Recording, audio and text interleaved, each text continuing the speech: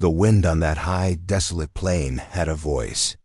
It was not the whisper of leaves through cottonwoods or the sigh of prairie grass. It was the grating of stone on stone, a sound of immense and patient erosion. It was the sound of forgetting. Canaan had come here to be forgotten. His ranch was a scar on an already scarred land, a clabbered wound held together by rust-flecked nails and the sheer stubbornness of his solitude. The nearest town was a 2-day ride, and he was glad of it. The world of men, with its flags and its bugles and its righteous massacres, was a fever dream he had fought to wake from. Here, there was only the sky, the rock, and the bone-white sun. He was mending a fence line by the half-frozen creek, a vein of frozen silver snaking through the gray-brown chaparral when he saw it. A patch of color where no color should be. Not the ochre of the dirt or the muted green of the scrub, but the deep, impossible crimson of fresh blood. It stained the snow-dusted bank of the creek, a visceral shout against the land's muted hush. His hand calloused and raw from the cold. Wire went still. His eyes followed the trail of red, a smear leading to a crumpled shape huddled beneath a skeletal juniper. It was a girl. Native, Comanche, by the intricate, now shattered beadwork on the fringe of her buckskin dress. She couldn't have been more than 14 or 15 seasons old, her face the color of wet clay, her black hair matted with frost and something darker. A gash, long and brutally straight, ran from her shoulder down her ribs, not a bullet hole. He knew the work of a cavalry saber when he saw it.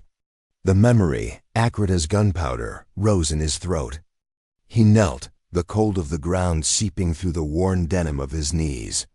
He expected to see the vacant stare of death, but her eyes were open.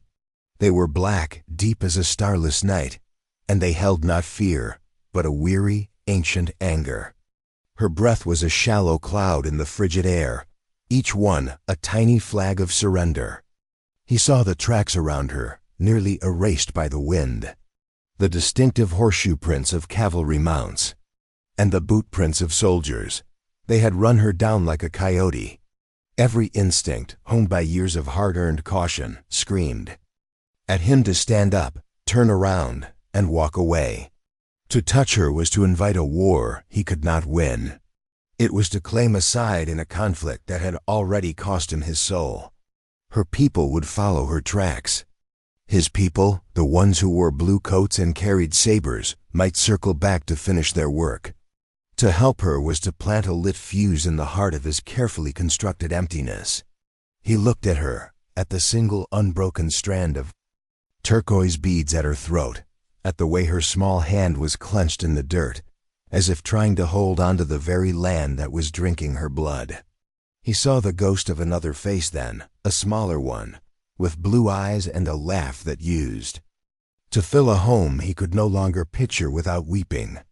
He saw his own daughter, taken by the fever years ago, her own breath growing shallow in a room filled with his helpless prayers. The land had taken her. This land was now taking this child.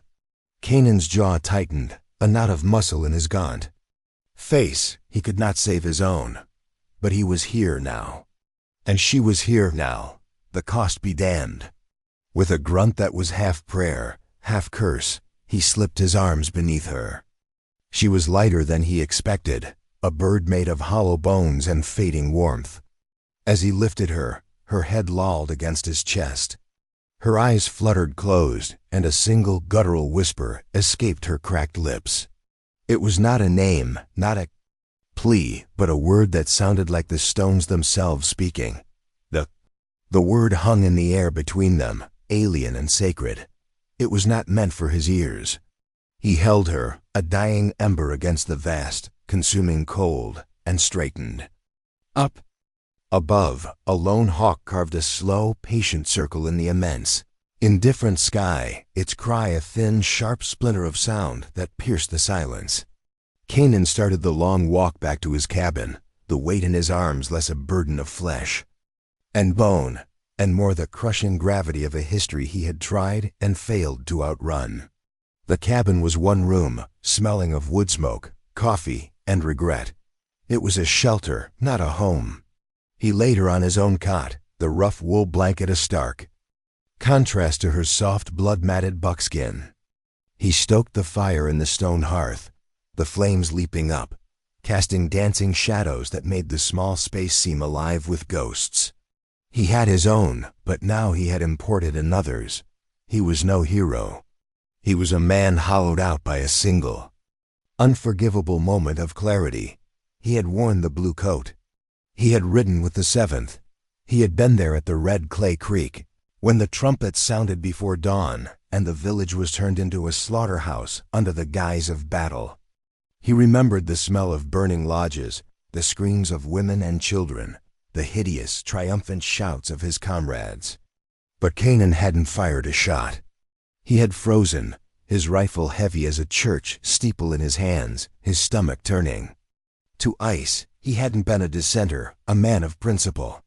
He had simply been a coward, paralyzed by the sheer, unholy wrongness of it all. He was discharged for failure to engage, a stain of shame that was, in the secret calculus of his soul, his only honor. He had come here, to this empty quarter of the world, to let that shame scour him clean, and now this. A child of the very people his brothers in arms had butchered. He worked with a grim, focused silence. He cut away the stiff, bloody fabric of her dress, his movements gentle, practiced. He had tended livestock, sutured horses. This was different. The skin was delicate, and beneath it beat a heart that held the memory of his own tribe's sins. As he cleaned the wound with boiled water and cloths torn from his own spare shirt, he saw them, thin, white, ritualistic scars that patterned her arms. Not wounds of war, but marks of belonging, of ceremony. They spoke of a life and a culture as alien to him as the dark side of the moon. She awoke as he was applying a poultice of yarrow and crushed pine sap, something an old ranch hand's wife had taught him years ago. Her eyes snapped open, black and fathomless, and her body went rigid. A low growl, animal and raw, vibrated in her chest. She did not scream. She did not struggle. She simply stared at him, her gaze of physical force, a wall of pure, undiluted hatred. He stopped, holding his hands up, palms out, showing they were empty of weapons, stained only with the herbs and her own blood. "Easy," he murmured, the word tasting foreign in his own mouth. He hadn't spoken to another human in months. She didn't understand the word, but she understood the tone. Her gaze shifted from his face to the fire, and it stayed there.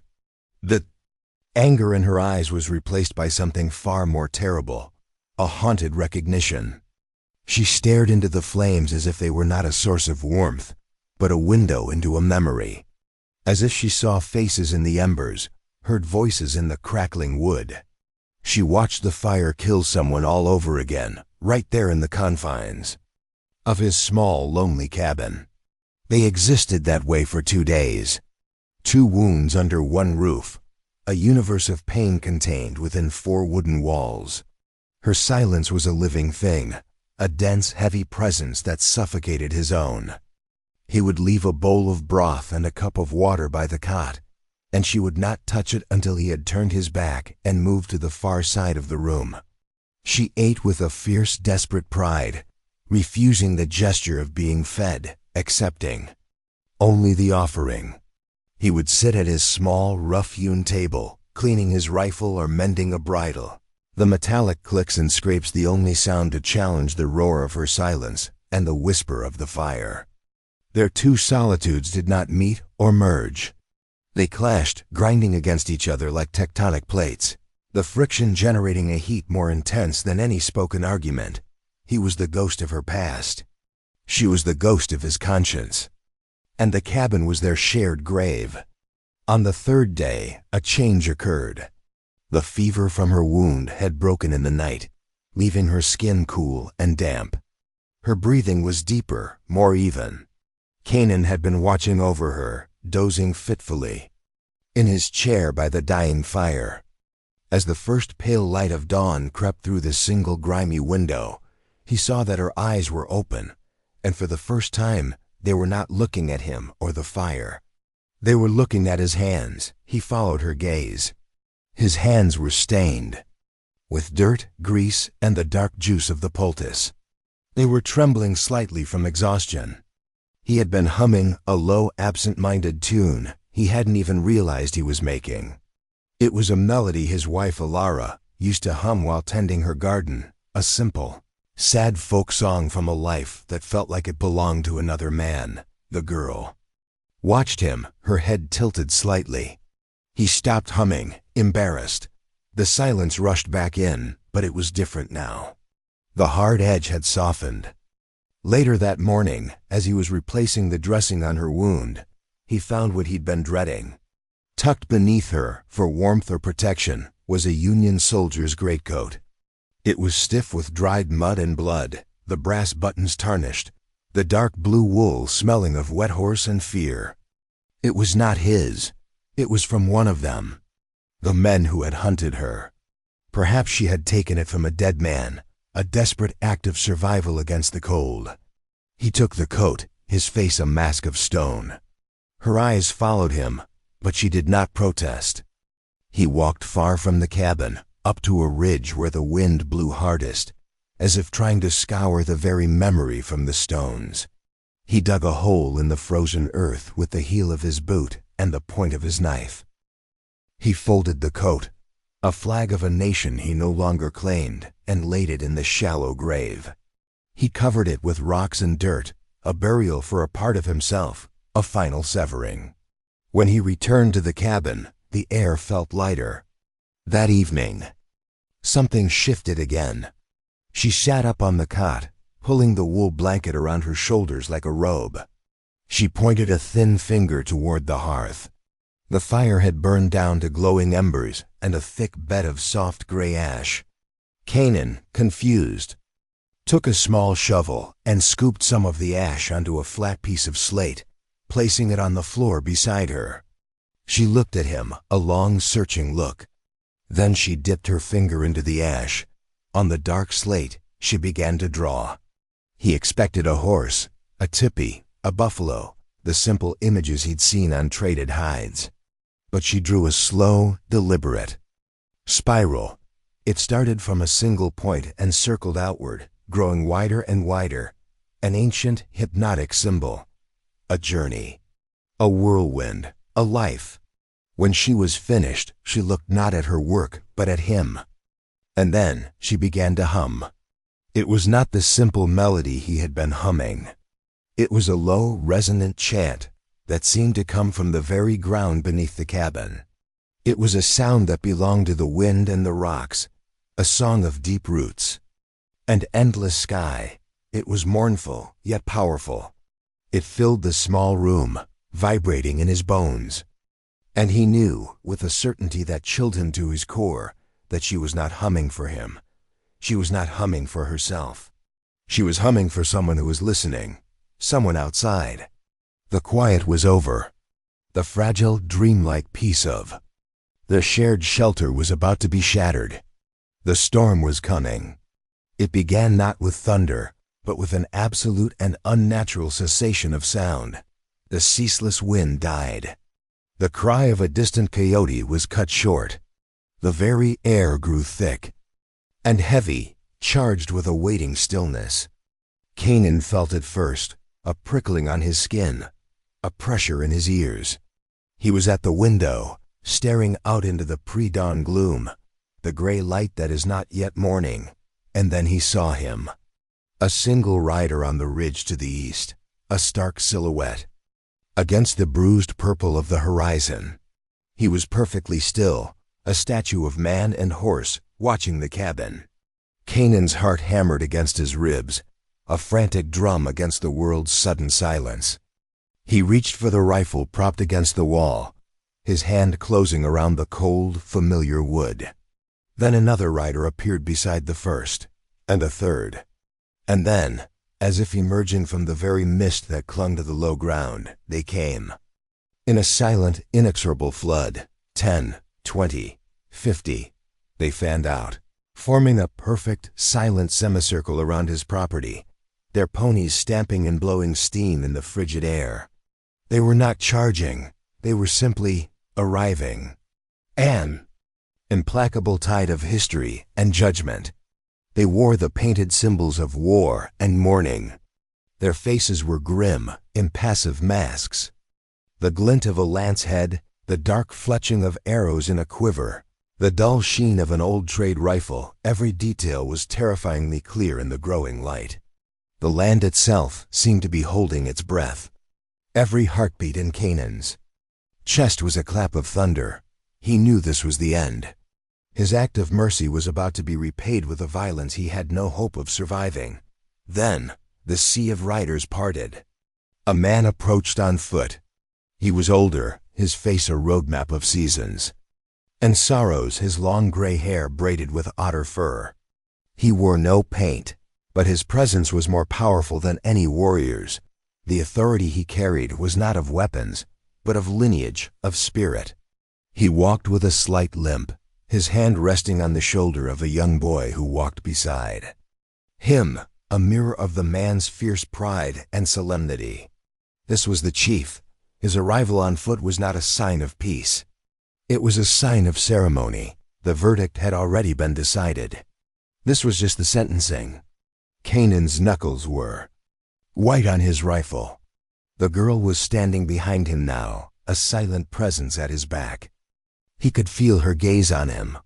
The chief stopped 20 paces from the cabin door. His eyes, dark and piercing, locked onto Canaan's. He did not look at the rifle. He looked through it, into the soul of the man holding it. The silence stretched, thick and suffocating. When he finally spoke, his voice was not a shout, but a low rumble, the sound of rock shifting deep within the earth.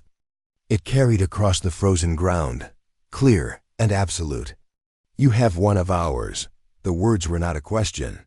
They were a statement of fact, an indictment that encompassed everything: the girl, the land, the blood that had been spilled on it for generations. In that moment, the rifle in Canaan's hands felt not like a tool of defense, but a symbol of his arrogance, his foolishness. It was the icon of the world that had created this moment. Slowly, deliberately, he leaned the rifle against the wall beside the door. He stepped out onto the porch, his boots making a hollow sound on the weathered planks. He did not raise his hands in surrender. He did not offer excuses. He looked at the chief, at the silent army of witnesses arrayed before him, and he did what his soul had been screaming for him to do since the day he'd left the army in disgrace. He dropped to one knee in the dirt. He bowed his head, not in fear of their lances, but in atonement for the sabers of his own people. It was an admission of guilt that went far beyond this single act, this one girl. It was an apology for every broken treaty, every burned village, every ghost that haunted the plains. The world held its breath. The warriors watched, their faces unreadable. The chief's gaze was heavy as a mountain. And then, a small sound. The soft scuff of moccasins on wood. The girl, Ti-Ta-H-Vo-Ni-Ma, had stepped out of the cabin. She walked past him, a slim, straight figure wrapped in his coarse wool blanket. She went to the chief, her father. He now realized, and spoke to him in their low, liquid tongue. The man listened, his eyes never leaving Canaan's bowed head. When she finished, the girl turned. She walked back to Canaan, who remained kneeling in the dirt, a prisoner awaiting his sentence. She stopped before him. He could feel her presence, a warmth in the cold air. He braced himself for the blow, for the final, deserved judgment. Instead, he felt a light pressure on the crown of his head, a small, warm hand. She rested her hand on his hair, a gesture of impossible, incomprehensible grace. It was not a pardon, it was a claim, a statement. He was hers now. The judgment would be hers to pass. They did not kill him. They did not bind him. The chief, E-S-A-T-A-H-Vope, motioned for him to rise. 2 warriors stepped forward, but not with weapons drawn. They flanked him, their presence a firm, inescapable escort. He was not a prisoner to be dragged, but an object to be moved. They led him into the center of the vast, silent semicircle of horsemen. The girl, Taya-Dah-Vo-Ni-Ma, walked beside her father. As Utavavopa stopped and turned to face Canaan. His eyes were like chips of obsidian, reflecting the cold morning sky. The child of the people was bleeding on the ground. You gave her shelter. You gave her water. Why? Canaan's throat was dry. He looked from the chief's unyielding face to the scores of warriors watching him, their expressions a mixture of cold curiosity and ancient hatred. What could he say? That he saw the ghost of his own dead child? It would sound like an excuse, a self-serving justification. She was dying, Canaan said, his voice raspy. It was not a day for anyone to die. The chief considered this. Your people bring death to many days. He gestured to the girl's shoulder, where the poultice was visible beneath the blanket. The wound she carries was made by the metal of a blue coat, like the one you once wore. Canaan flinched as if struck. How could they know? Tia-Dah-Vo-Ni-Ma spoke, her voice clear and strong. No longer the whisper of a victim, but the testimony of a survivor. She spoke in Comanche, but her eyes were locked on Canaan's. She pointed to the ridge where he had gone the day before. Reciprocity barked a short command, and two young men raced their ponies to the spot. They returned minutes later, their faces grim, carrying the soldier's greatcoat he had buried. They threw it on the ground before the chief. Es-Dah-H-Vope nudged the coat with his foot, revealing the tarnished brass buttons and the faint insignia of the 7th Cavalry. A low, dangerous murmur went through the assembled warriors. It was a sound like the buzzing of 1,000 angry hornets. They knew that uniform. They knew its work. You buried this, the chief stated. You hid the skin of the snake. It was not my skin to wear, Canaan said quietly. Not anymore. It was then that the truth, a truth more complex and shattering than Canaan could ever have imagined, was revealed. It came not as an accusation, but as a story. Many seasons ago, Utavavopa began, his voice taking on the rhythmic cadence of an oral historian. The soldiers came at the gray wolf hour, the time before dawn. They came to our winter camp on the Red Clay Creek. They came with trumpets and fire. Their leader was a man with a long yellow mustache and eyes the color of a frozen lake. He rode a great black horse, and he taught his men to kill women and children first, for they carry the future. Canaan's blood ran cold. He felt the phantom weight of his old uniform, the remembered smell of smoke and terror. He was there. He was there. My daughter, the chief continued, placing a hand on the girl's shoulder, was a small child then. She was hidden by her mother beneath a pile of buffalo robes as our lodge burned. She watched through a tear. In the hide, she saw the soldiers. She saw the killing. But she saw another thing. He paused, his gaze boring into Canaan. She saw one soldier, a young man with a face full of torment. He sat upon his horse while the others slaughtered. He raised his rifle, but he did not fire. He turned his horse from a woman who had fallen with her baby, and he rode into the smoke, away from the killing. His face was a mask of shame. My daughter never forgot that face. The world tilted on its axis. Canaan stared at the girl.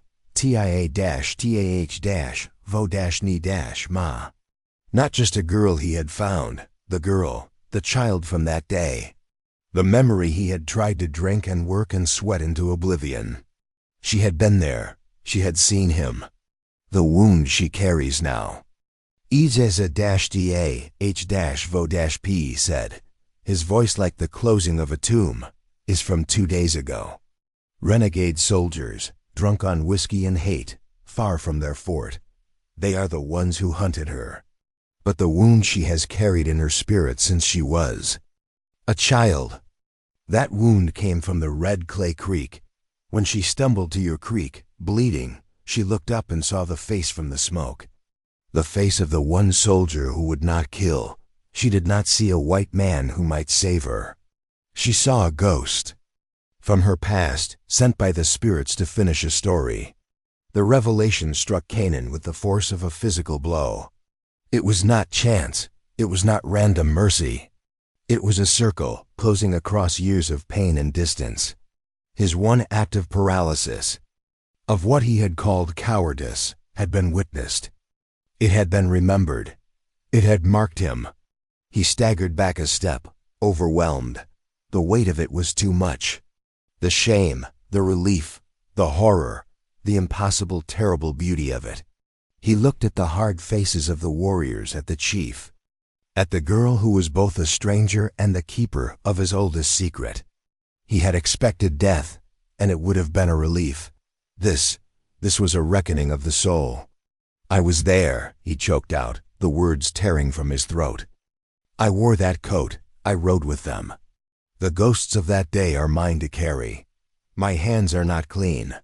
He fell to his knees again, his entire body trembling. I did not save her. I only failed to kill her. There is no honor in that. I ask for no mercy. I deserve none. Let me pay the debt for the uniform I wore. He bowed his head fully to the ground, his forehead pressed against the cold, unforgiving earth. He begged for the punishment he had been running from for years. He begged for the release of a swift, clean end. A great fire was built in the center of the plain. Not a pyre for a prisoner, but a massive, roaring bonfire that sent sparks spiraling up into the vast blue-gray sky. The Comanche warriors formed a wide circle around it, their ponies standing silent behind them.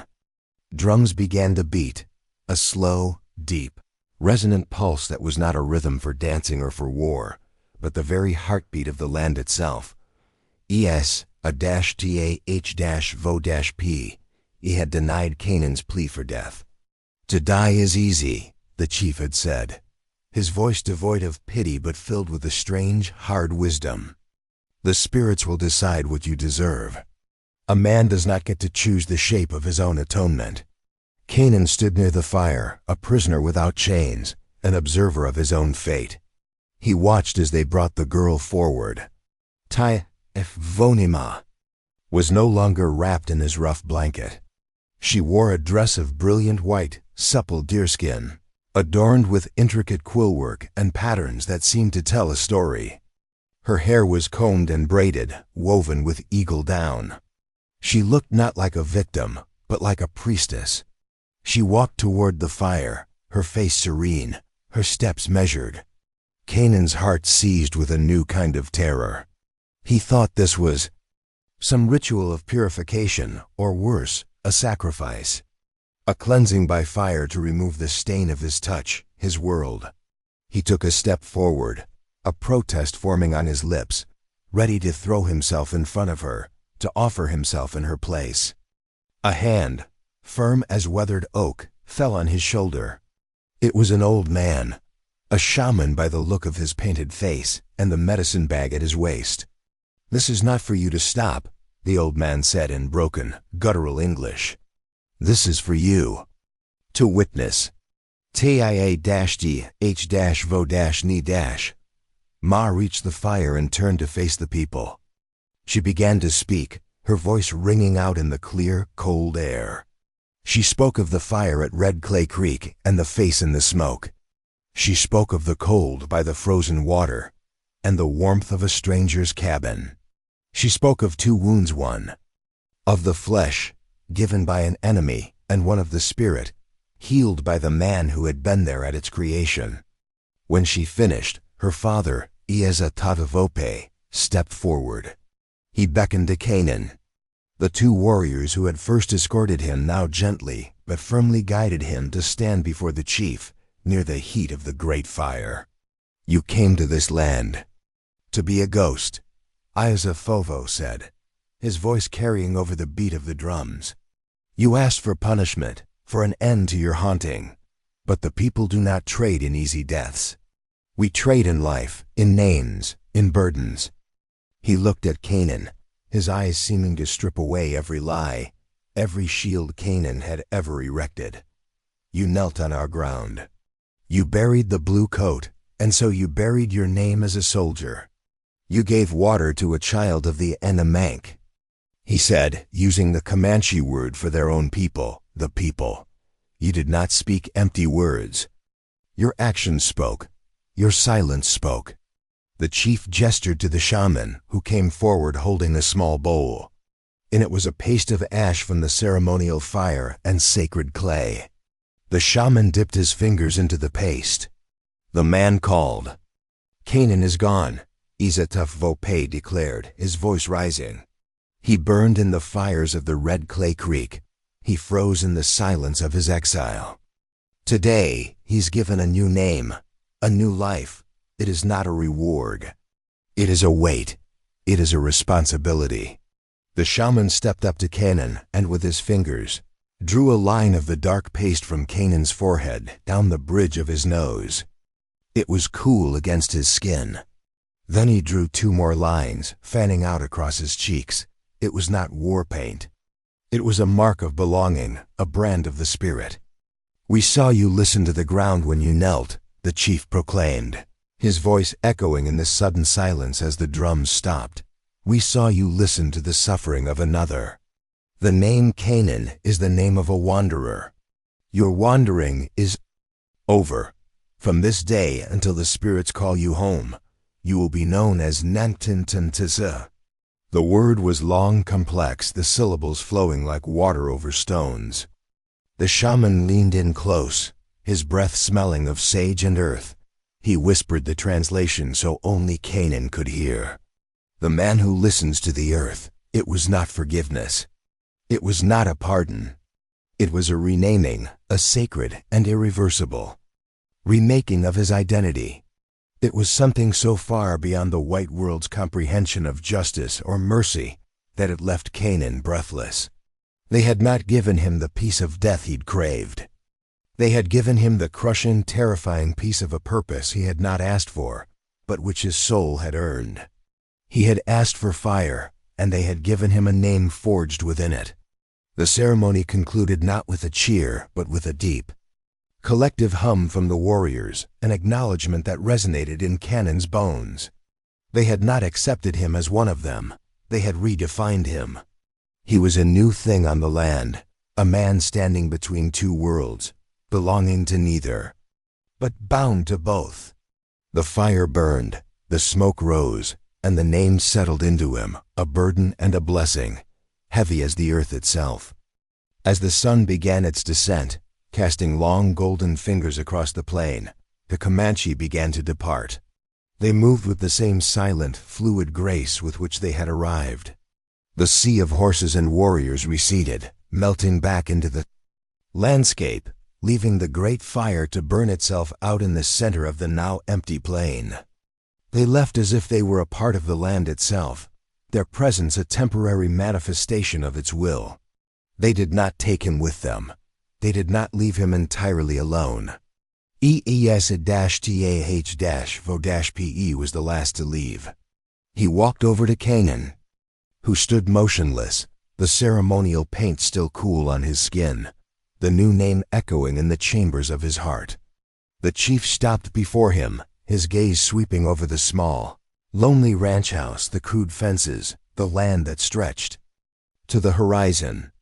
This place, Iasitavo Vope said, his voice softer now, a conversation rather than a proclamation.